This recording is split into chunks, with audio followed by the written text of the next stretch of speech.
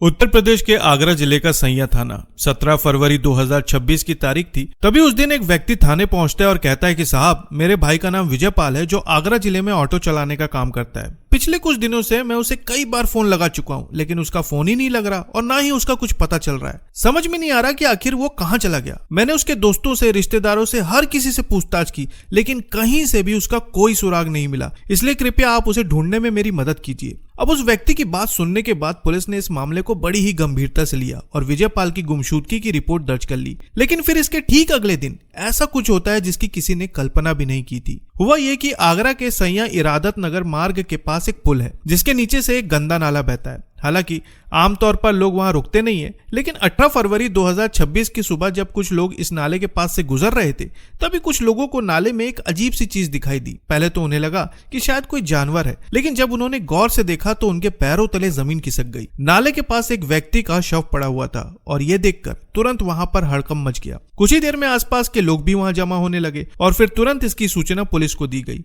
सूचना मिलते ही सैया थाना पुलिस मौके पर पहुंची। पुलिस ने सबसे पहले पूरे इलाके को घेर लिया और घटना स्थल का निरीक्षण करना शुरू किया। नाले के पास पड़े उस शव की हालत देखकर साफ पता चल रहा था कि मामला सामान्य नहीं है। जिसके बाद पुलिस ने अपनी जांच को आगे बढ़ाया और आसपास की जगह को ध्यान से खंगालना शुरू किया। थोड़ी देर तलाश करने के बाद पुलिस को वहां से एक मोबाइल फोन और कुछ कपड़े मिले और जांच के दौरान ये बात सामने आई कि मोबाइल और कपड़े विजय पाल के थे। वही विजय पाल जिसका भाई एक दिन पहले ही थाने में उसके लापता होने की रिपोर्ट लिखवाने आया था। अब घटनास्थल की जांच करने के बाद पुलिस ने शव को अपने कब्जे में लिया और पीएम के लिए भेज दिया ताकि पता चल सके कि आखिरकार विजय पाल के साथ हुआ क्या था। वहीं दूसरी तरफ पुलिस की एक टीम इलाके के सीसीटीवी कैमरों की फुटेज खंगालना शुरू करती है। सैया चौराहे के आसपास लगे कैमरों की फुटेज खंगाली गई, रास्तों पर लगे कैमरों की फुटेज देखी गई और साथ ही स्थानीय लोगों से जानकारी इकट्ठा की गई ताकि पता चल सके कि आखिरी बार विजय पाल किसके साथ था और उसका ऑटो किस रास्ते पर गया था। अपनी इन्वेस्टिगेशन के दौरान पुलिस को पता चलता है कि घटना वाले दिन दो युवक विजय पाल के ऑटो में बैठे थे और जैसे ही पुलिस को यह जानकारी मिली, उन्होंने उन दोनों की तलाश शुरू कर दी। अब पुलिस उनकी तलाश में लगी हुई थी कि तभी पुलिस को सूचना मिलती है कि वो दोनों संदिग्ध लादूखेड़ा पेट्रोल पंप के पास देखे गए हैं और जैसे ही पुलिस के पास ये सूचना आती है, पुलिस तुरंत उस पेट्रोल पंप पर पहुंचती है जहां पर उन दोनों संदिग्ध युवकों को हिरासत में ले लिया जाता है। हिरासत में लेने के बाद जब उनकी तलाशी ली जाती है तो इन दोनों के पास से विजय पाल का ड्राइविंग लाइसेंस और आधार कार्ड बरामद होता है और यहीं से पुलिस को यकीन हो जाता है कि यही दोनों युवक इस पूरे मामले की कड़ी हैं। और इसके बाद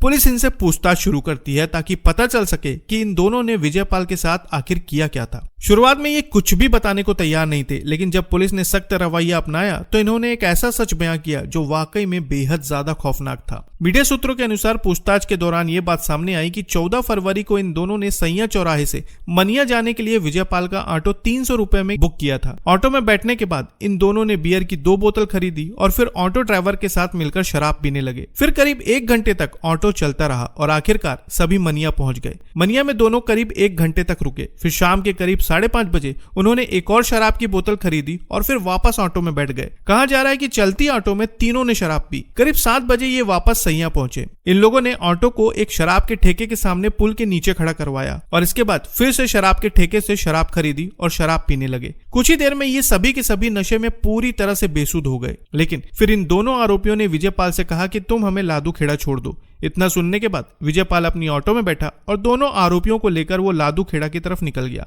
अब ऑटो चल रहा था और रात के करीब 8 बज चुके थे, लेकिन जब ऑटो रेलवे ब्रिज के ऊपर से गुजर रहा था तभी दोनों के मन में ऑटो चालक के साथ गलत हरकत करने का विचार आया और फिर उसी वक्त उन दोनों ने ऑटो ड्राइवर के साथ छेड़छाड़ शुरू कर दी। उसे इधर उधर छूने लगे, लेकिन उस वक्त ऑटो रेलवे ब्रिज पर था, इसलिए विजय पाल ने कोई प्रतिक्रिया नहीं दी। लेकिन जब विजय पाल ने कोई रिएक्शन नहीं दिया तो इन दोनों को लगा कि शायद विजय पाल भी इसके लिए तैयार है।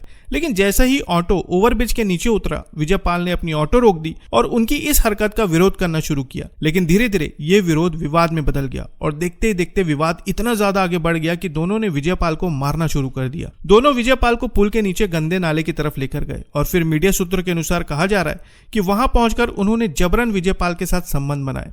इस दौरान विजयपाल लगातार उनकी हरकतों का विरोध कर रहा था, लेकिन फिर मौका देखकर वो वहां से भागने की कोशिश करने लगा।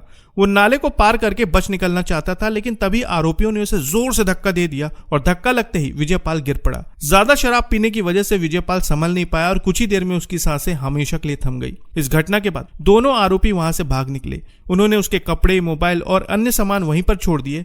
उन्हें शायद ऐसा लग रहा था कि वो कभी पकड़े नहीं जाएंगे, लेकिन पुलिस ने जांच के दौरान मिले सुरागों की मदद से इन्हें गिरफ्तार कर लिया और पूछताछ में सारा सच बाहर आ गया। तो साथियों, ये था आगरा का बेहद चौंकाने वाला मामला। इस मामले पर आप क्या कहना चाहेंगे कमेंट में जरूर बताएं और नई खबरों के लिए चैनल को सब्सक्राइब करना ना भूलें। तो फिर मिलेंगे साथियों बिल्कुल एक नई खबर के साथ। तब तक के लिए आपका बहुत बहुत धन्यवाद।